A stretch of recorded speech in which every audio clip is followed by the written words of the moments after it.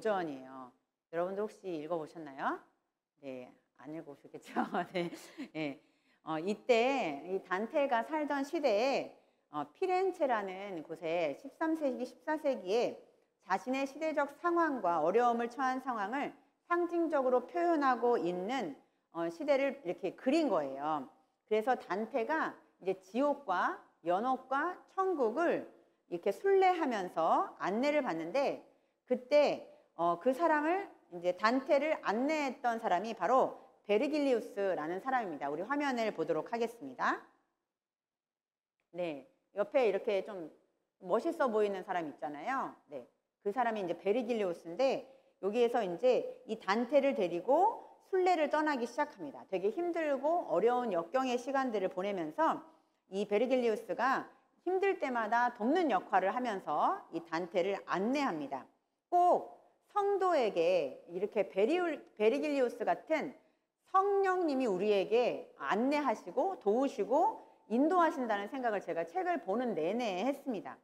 단테는 그때 당시에 이 베르길리우스의 작품 속에서 실제로 이 사람이 시인으로 최고의 시인인데, 이 최고의 시인인 사람을 직접 자기 이 고전에다가 캐스팅함으로써 이 사람을 사모하고 공경하는 마음으로 이 자기의 책에다가 이 이름을 그대로 사용합니다. 성령도 이제 이와 같이 우리가 사모하고 좋아하고 공경할 때만 이 성령이 우리에게 오셔서 충만해지는 역할을 하게 되죠. 누가복음 11장 13절에 보면, 좀 이게 울려가지고 제가 이걸로 해도 될까요? 네. 많이 울리네요, 지난번보다. 예, 누가복음 11장 13절에 보면 너희가 악할지라도 좋은 것을 자식에게 줄 줄 알거든 하물며 너희 하늘 아버지께서 구하는 자에게 성령을 주시지 않겠느냐 하시니라. 오늘은 성령 강림 주일입니다. 이 성령은 우리가 사모하고 갈망하고 원할 때 하나님께서 반드시 주신다고 성경에 말씀하고 있습니다. 그래서 우리가 성령을 사모하고 인격적으로 원할 때에만 성령님께서 우리에게 오시고 성령의 충만함을 경험하게 되는 거죠. 오늘 단테의 신곡을 통해서 이 베르길리우스가 우리를 안내하는 것처럼 성령은 또 우리가 사모할 때 오시고, 오시게 되면 우리를 안내해 주시고 도와주시고 우리를 중보하십니다.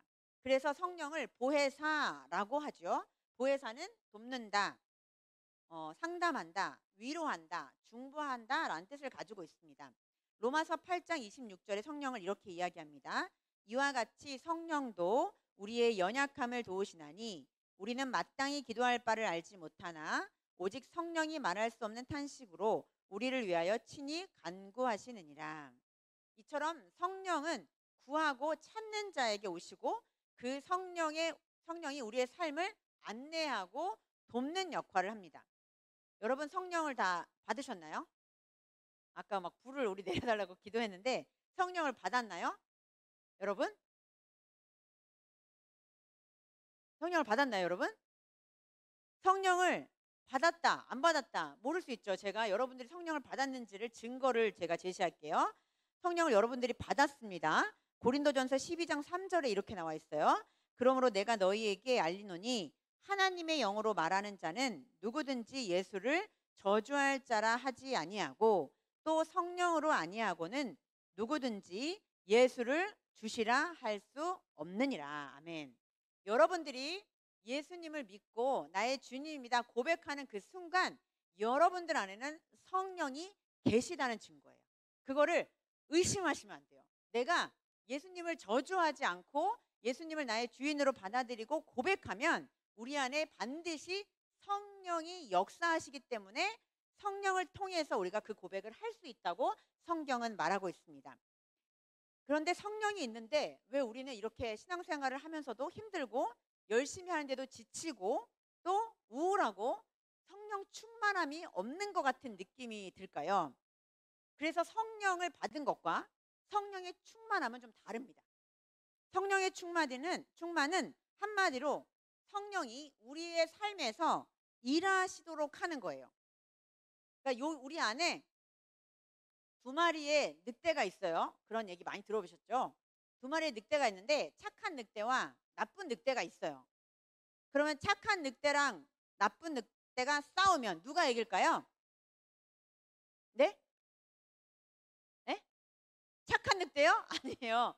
먹이를 주는 늑대가 이겨요. 내가 착한 늑대에게 먹이를 주면 착한 늑대가 이기고, 내가 나쁜 늑대에게 먹이를 주면 나쁜 늑대가 이기게 됩니다. 따라서 성령의 충만함이란 내가 성령에게 계속 주목하고 바라보고 먹이를 줘야 돼요. 먹이를. 그 먹이 주는 것을 오늘 어떻게 하는지를 좀 오늘 말씀 속에서 살펴볼 거예요. 성령이 우리 삶에서 일하시도록 하려면 우리는 어떻게 해야 되냐? 고성준 목사님의 책 카이로스란 시리즈에 보면은 성령 충만을 어떻게 표현했냐면 바로 여러분들이 너무 잘 알고 있는 단어예요. 하나님의 임재라고 표현했어요. 성령의 충만은 하나님의 임재라고 했습니다. 그 하나님의 임재가 무엇이냐 하면 카이로스의 시공간이 크로노스의 시공간으로 들어오는 것이라고 책에 기록돼요. 크로노스는 뭐냐면 여러분 지금 이렇게 째깍째깍째깍 시간이 지나가는 걸 크로노스의 시간이라고 해요. 그러면 성경에서 카이로스의 시간이라고 하는 것은 하나님의 시공간을 이야기해요. 우리가 상상할 수도 없고 우리가 그러니까 하나님이 우리를 초월한, 우리가 시간을 이렇게 건너뛰기도 하고 또 우리가 일어날 수 없는 기적을 일으키기도 하는 초월적인 공간, 이것을 카이로스의 시공간이라고 합니다.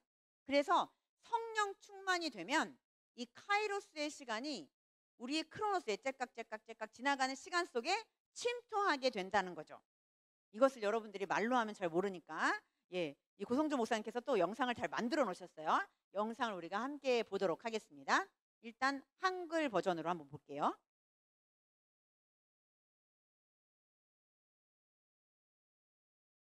위에가 카이로스의 시간이고 밑에가 크로노스의 시공간이에요. 사람이 이렇게 있으면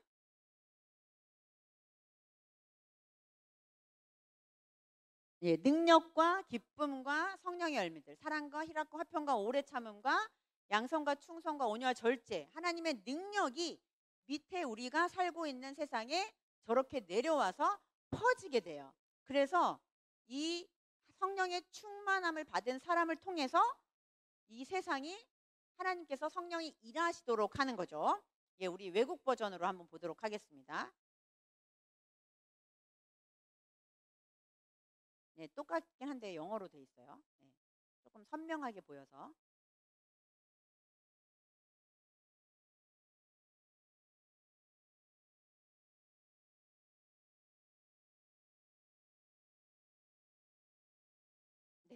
이렇게 됩니다. 여러분, 그러면 이 카이로스의 시간과 크로노스의 시간을 연결하는 주체는 누굴까요? 주체라고 하면 하나님인데 뭐가 되게 중요할까요?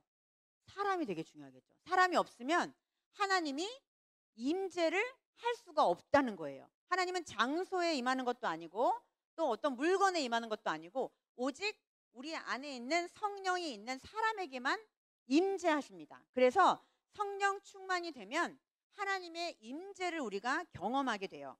그래서 이 크로노스의 시간은 자연적으로 이렇게 원리가 적용되지만 카이로스의 시간에서는 초월적인 역사가 일어납니다. 그래서 성경에 나오는 막 기적, 사람이 죽었다 살아나고 눈먼 자가 눈을 뜨고 아픈 자들이 회복되고 막 병든 사람들, 그러니까 정말 고칠 수 없는, 의사들이 고칠 수 없는 병들을 고칠 수 있는 일들이 일어납니다. 왜냐하면 하나님의 시공간에서는 천년이 하루 같고 하루가 천년 같다라는 말씀이 있어요. 이것처럼 천년 동안 우리가 열심히 해서 일어날 수 있는 일을 하나님은 1초, 1분, 1시간, 하루만 해도 하나님의 임재를 통해서 일하실 수 있다는 거예요. 그래서 성령 충만은 하나님이 일하시는 충만함, 하나님이 일하시도록 하는 삶의 방식을 이야기합니다. 그런데 우리가 꼭 성령 충만을 받아야 하는 이유가 무엇일까요, 여러분? 성령 충만을 왜 받아야죠? 나는 안 받아도 괜찮은데? 이 시대가 악하기 때문이에요, 여러분. 오늘 왜 이 성령 충만을 받아야 하는지 오늘 열왕기하 2장 9절에서 11절 말씀에 엘리야와 엘리사를 통해서 함께 보도록 하겠습니다. 엘리야는 하늘문이 열리고 그곳으로 회오리 바람을 타고 승천했어요. 카이로스의 시공간이 열리고 크로노스의 시간에서 올라간 사람입니다. 성경에 승천한 사람이 세 사람이 나와요. 누구죠? 에녹. 에녹은 죽지 않고 승천했어요. 그리고 오늘 나오는 엘리야. 그리고 누구죠? 예, 예. 예수님. 이 세 분이 하나님 카이로스의 시간이 열려서 올라갔던 승천했던 세 사람입니다. 엘리야는 열왕기하 2장에서 회오리 바람을 타고 하늘로 올라가는데 이때 엘리사가 굉장히 의미심장한 말을 하죠. 9절에 보면 당신의 성령이 하시는 역사가 갑절이나 내게 있게 하소서. 당신의 성령이 하시는 역사, 유경이의 성령이 하시는 역사, 우리 윤정에게 역사하는 성령, 그 성령이 역사하는 것에 갑절이나 주십시오. 그러니까 엘리야의 성령, 엘리야의 영혼을 통해서 하나님을 통해서 하시는 역사가 그 갑절이나 달라는 이야기를 합니다. 엘리사가 열왕기 19장부터 나오기 시작하는데요. 19장에 엘리사와 엘리야가 만나는 장면이 있어요. 우리가 지난주에 봤던 본문이에요. 열왕기상 19장 19절에 보면 엘리야가 거기서 떠나 사밧의 아들 엘리사를 만나니 그가 12겨리소를 앞세우고 밭을 가는데 자기는 12째 겨리소와 함께 있더라. 엘리야가 그리고 건너가서 겉옷을 그의 위에 던졌더니 20절 그가 소를 버리고 엘리야에게로 달려가서 이르되 청하건대 나를 내 부모와 입맞추게 하소서. 그리한 후에 내가 당신을 따르리이다. 엘리야가 그에게 이르되 돌아가라. 내가 내게 어떻게 행하였느냐 하니라. 엘리사는 여기서 보면 굉장히 부자 농부의 아들이에요.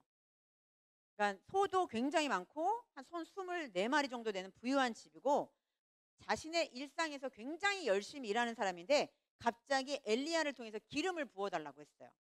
그 기름을 부자 선지자로 소명을 받은 거죠. 그러자마자 이 엘리사가 소를 버렸어요. 버리고 일상을 버리고 하나님 앞에 바로 순종함으로 나아갑니다. 그리고 부모와 작별할 시간을 달라고까지 이야기합니다. 21절에 보면 엘리사가 그를 떠나 돌아가서 한 겨릿소를 가져다가 잡고 소의 기구를 불살라 그 고기를 삶아 백성에게 주어 먹게 하고 일어나 엘리야를 따르며 수종 들었더라. 엘리사 정말 대단하지 않아요?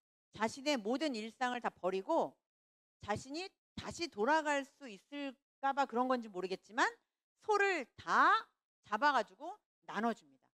그리고 기구를 다 불살라 버려요. 자신이 이제 부름받아 나선 이 몸 어디든지 가오리다 하면서 하나님께 부름받은 자리로 갑니다. 돌아갈 자리를 마련하지 않습니다. 엘리사가 오늘 엘리야에게 당신의 성령이 하시는 역사에 갑절을 내게 달라고 하는 그 갈망과 요구, 요청은 이 엘리사가 자신의 모든 것을 버리고 주님 앞에 헌신된 자였기 때문에 이렇게 할 수 있었습니다. 2장 우리 상반절에 보면 이 열왕기하 2장 상반절에 보면 이 엘리사가 또 얼마나 열정적이냐면 얼마나 하나님 앞에 갈망과 침노함이 있냐면 엘리야가 2장 1절부터 8절까지 계속 거기에 머물고 나를 따라오지 말라고 해요. 엘리사에게. 근데 엘리사는 그때마다 반복해서 하는 얘기가 있어요. 뭐냐면 내가 당신을 떠나지 아니하겠나이다.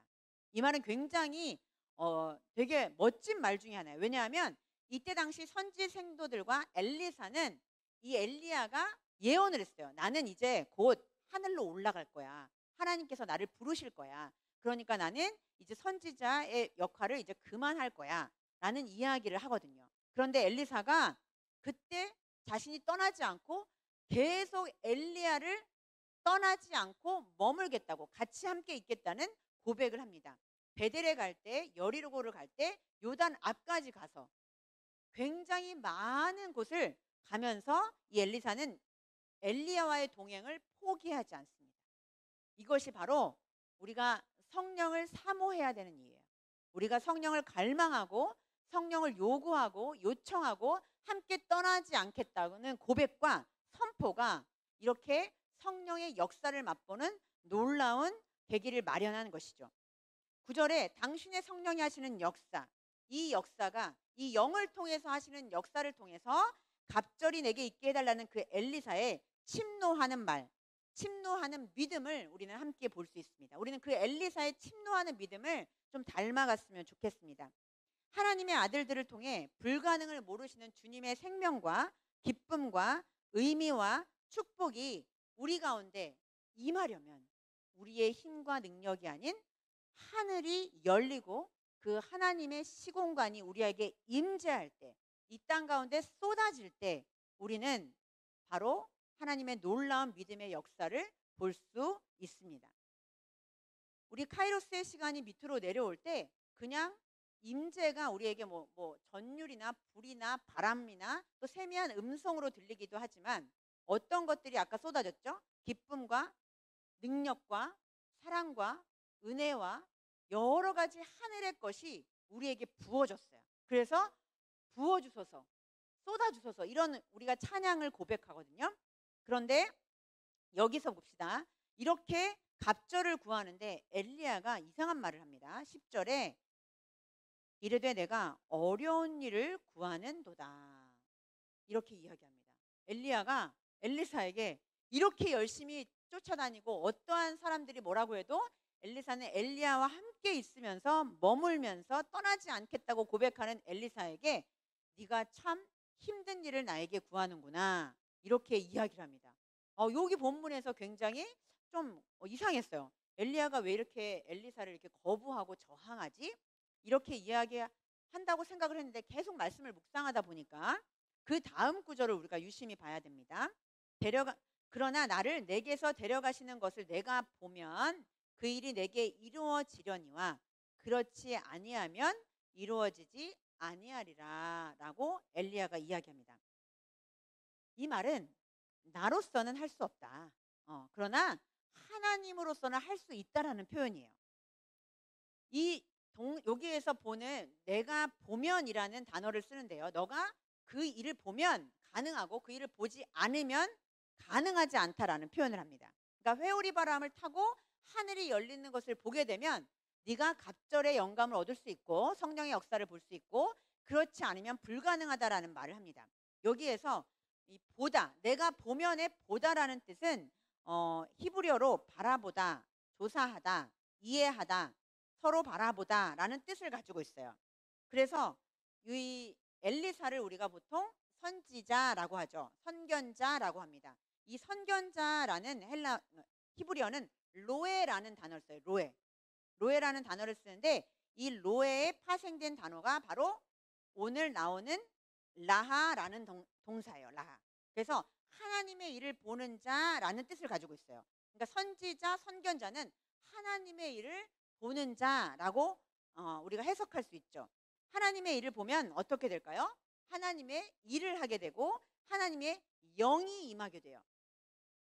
히브리인들의 사고에서는 이 보는 것이 굉장히 영과 관련되어 있다고 생각해요. 우리 위러브의 찬양에 보면 마음의 문을 여소, 내 마음의 문을 여소서, 이렇게 얘기하죠. 그러니까 이 영혼이 이 눈하고 굉장히 밀접하게 연관되어 있다고 히브리 사람들은 생각을 했어요.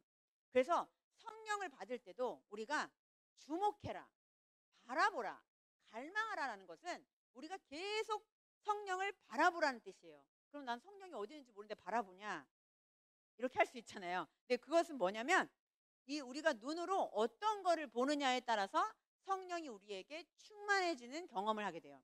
우리가 만약에 드라마를 계속 보잖아요. 드라마를 많이 보고 유튜브를 많이 보는 사람의 특징이 있어요. 저희 집에 그런 친구가 3명이나 있거든요. 유튜브를 한 5시간 시청하고 이제 우리 거실에 딱 나와서 저를 보는 표정이 어떤 표정이냐면 이런 표정이에요. 이런 표정이에요. 예. 멍해요. 그러니까 완전 영혼이 나가 있는 상태가 돼요.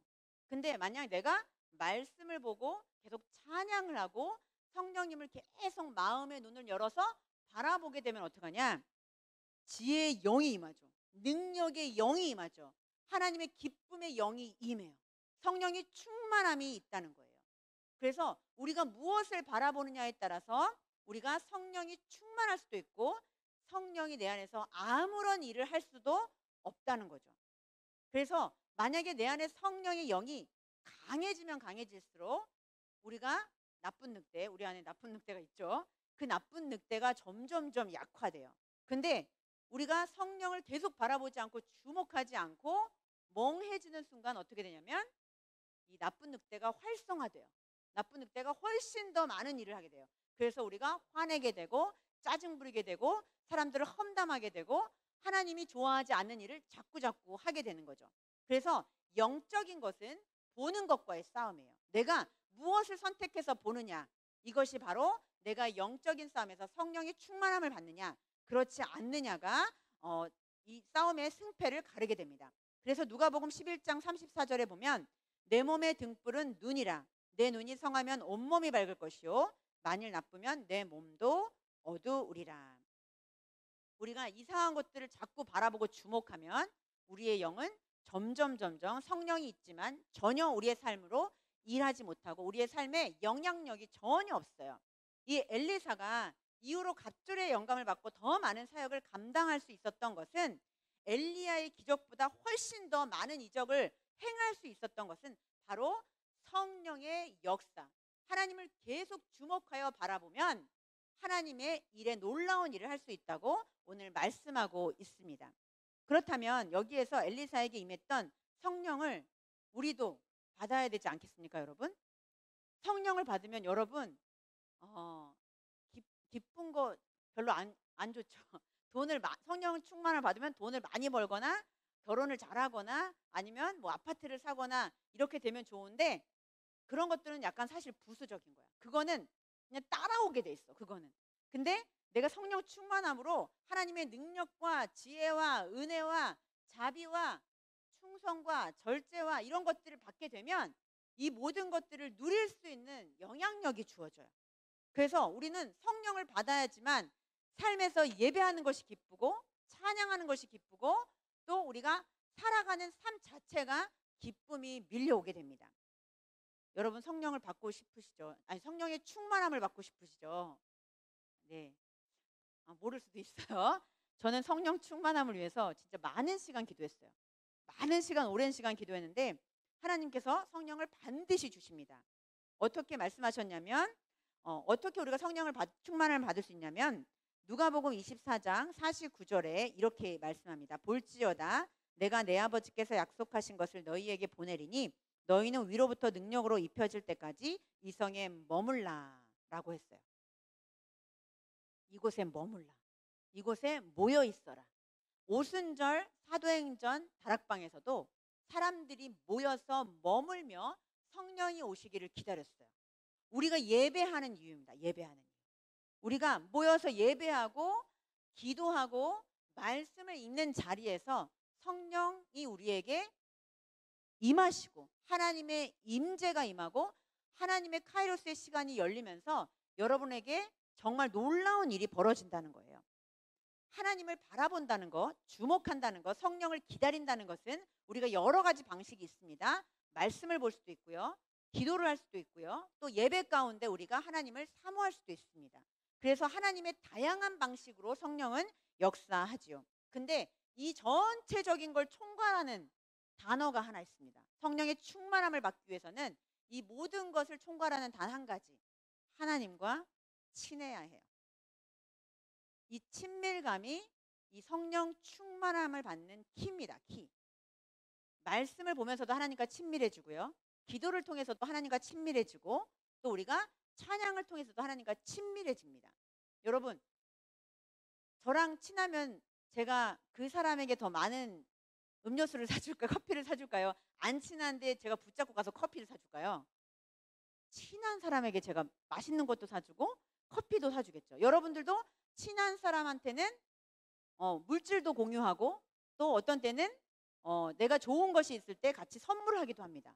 또 부부가 친밀하면 부부가 함께하는 그 시간과 공간과 모든 것이 합해지면서 모든 것이 공유가 되죠. 여러분들이 성령 충만함을 받는 것은 단지 내가 기분이 좋아지는 것 이상이에요. 내가 나 이게 뜨거워지는 것 같아.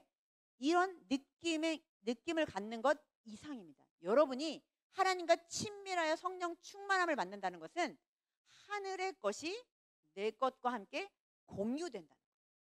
그러면 어떻게 할까요? 내가 만약에 하나님과 정말 친해요. 하나님, 이번 주에 진짜 너무 중요한 시험이 있습니다. 지금 제가 열심히 시험 공부했습니다. 그런데 저와 함께 해주십시오. 하나님이 함께 하시지 않을까요? 함께 합니다. 그리고 내가 하나님 진짜 정말 필요한 물질이 있습니다. 또는 내가 정말 필요한 것이 있습니다. 그러면 하나님께서 나와 친하시기 때문에 나와 공유하신다는 거예요. 그 마음을, 그 물질을, 그 환경을, 그 태도를 하나님께서 공유하셔서 이 모든 것들을 더해 주시는 역사가 바로 하나님의 임재, 성령의 충만함을 받는 거예요. 그런데 이 성령 충만함을 친밀하면서 받으면서 우리가 계속해서 강화되어야 되는 태도들이 있어요. 그 태도는 뭐냐면 바로 여러분들이 너무나 잘 알고 있는 믿음이라는 거예요. 하나님이 나에게 좋은 것을 주신다는 고백. 내가 지금 비록 좌절하고 낙망하고 쓰러지지만 하나님께서는 반드시 나에게 좋은 것을 주시는 분이다. 나쁜 것마저도, 나쁜 것조차도, 사람들이 보기에 아닌 것조차도 하나님이 나에게 주실 때는 좋은 것이라고 말씀하시고 줍니다. 그래서 믿는 자에게는 고난도 유익이라는 고백을 하는 거예요. 고난도 유익이고 그것이 정금같이 나오게 되는 하나님의 과정이라는 것입니다. 우리가 믿을 때 성령의 충만함을 받고 우리가 주목할 때 성령은 우리에게 하늘의 문을 열어서 우리에게 더욱더 깊은 은혜와 깊은 임재를 경험하게 하시고 또 삶으로 나아갔을 때 내가 다니는 곳은 전부 다 하나님 나라예요. 그래서 내가 하늘 문이 요만큼 열리면 내가 있는 공간은 하나님 나라예요. 근데 내가 하늘의 문을 한 여기서부터 여기까지 열었어. 기도와 말씀과 예배를 통해서. 그럼 내가 있는 모든 공간이 하나님 나라예요. 그리고 하나님의 임재를 같이 경험하게 됩니다. 그래서 우리가 은혜가 흘러간다라는 말을 하죠. 이것은 하나님의 임재가, 하나님의 시공간이 열려서 이 시공간의 모든 축복이 저뿐만 아니라 다른 사람들에게까지 다 전달되어 간다는 의미입니다. 우리가 오늘 엘리사처럼 갑절의 영감, 엘리야에게 임했던 성령이 우리 안에도 계십니다. 여러분, 우리 안에 있는 성령이 정말 충만함을 통해서 갑절의 역사를 우리가 일으킬 수 있도록 우리는 오늘 구해야 합니다. 왜요? 여러분들도 이렇게 보시겠지만 점점 하나님께 영광을 돌리고 예배하는 자들이 교회를 떠나갑니다. 하나님을 인정하지 않는 사람들이 늘어나고 있습니다. 하나님이 능력과 기쁨과 은혜가 필요하지 않다고 저항하는 사람들이 점점 많아지고 있습니다. 엘리사 시대에도 마찬가지였어요. 엘리야가 계속 기적을 행했으나 아합과 이세벨은 하나님을 거부하고 우상 숭배를 하였습니다. 그런데 엘리사, 더 갑절의 영감이 있는 엘리사의 시대는 어땠을까요? 더 심해졌어요. 더 악해졌고 우상 숭배가 더 심해졌고 점점점 하나님을 거부하고 저항하는 사람들이 더 많아졌어요. 그래서 엘리사에게 하나님께서 갑절의 영감을 주셨습니다. 우리가 열왕기하 2장에서 이 영감을 받고 뒤에 이 성령의 역사를 엄청 많이 경험해요. 이 엘리사가 많은 기적을 엘리야보다 훨씬 더 많은, 사실 갑절보다 더 많은 2배, 3배, 4배, 10배의 기적을 일으켰습니다. 엘리사의 시대에 엘리사에게 그렇게 성령의 역사를 주신 이유는 이 세상이 악하기에 이 한 사람을 통해서 다시 한번 하나님을 알리고 하나님이 어떤 분이신지를 고백하고 선포할 수 있도록 하나님께서 이 말씀 속에서 우리에게 요구하고 있습니다. 오늘 우리가 함께 기도할 때 성령 충만을 위해 기도할 수 있기를 원합니다. 저는 오늘 기도하면서 엘리야가, 오늘은 엘리사가 나왔지만 엘리야가 1대 850의 우상숭배자들과 갈멜산에서 영적 대결을 했습니다. 그때 하나님 불을 내려주십시오. 불을 내려주십시오. 그런데 얼마나 초라했겠습니까, 여러분? 한 명이 딸랑 서 있고 이쪽에서는 850명이 제사를 지내고 자신들의 신을 불러가지고 불을 내려달라고 춤추고 노래하고 악기를 연주해요. 근데 엘리야는 단 한 명이었어요. 근데 하나님께서 어떤 사람에게 불을 내려주셨죠? 성령의 충만함을 갈망하는 자, 하나님께 예배하는 자, 하나님 한 분만이 우리의 왕이라고 고백하는 그 한 사람에게 하나님께서는 불을 내려주셨습니다. 여러분, 우리가 인원이 작다고 실망하지 맙시다. 우리가 인원이 작다고 별로 많이 신경 쓰지 맙시다. 우리가 만약 여러분들 여기에 있는 지금 몇 명 안 되는 10명이 안 되는 사람이 만약에 성령을 받게 되면요, 이 이천동 교회는 폭파될 수 있어요. 하나님은 한 사람을 들어 850명의 영적 전투에서 우상 숭배자들을 물리쳤습니다. 하나님은 한 사람을 통해서 역사하는 분입니다. 나를 통해서 역사하고 우리 이 시간과 우리를 통해서 하나님은 역사하는 분입니다. 성령 충만한 받은 한 사람이 이 땅에 하나님 나라를 이루고 또 이 땅에 하나님의 능력이 임해서 하나님의 보물들이 이 가운데 떨어질 수 있도록 갈망하며 나아갈 때 하나님께서는 주시는 자에게, 갈망하고 바라보는 자에게 반드시 주시는 분이라는 것을 오늘 성경에 기록하고 있습니다. 우리의 연약함을 놓고 주님을 갈망하기를 원합니다. 우리의 의지와 마음과 안 된다는 생각을 버리고 성령님을 주목하며 갑시다. 내가 보면 그 일이 내게 이루어지리라. 하나님께서 말씀하셨습니다. 그 약속의 말씀을 믿고 함께 찬양하며 나아가기를 원합니다. 오늘 이 시간에 하늘의 문을 열어주시옵소서. 이곳을 주목하시고 우리의 눈을 열어서 주님을 바라보게 하옵소서. 갈망하게 하옵소서. 우리에게 임재하여 주옵소서. 함께 기도함으로 나아가며 찬양하겠습니다.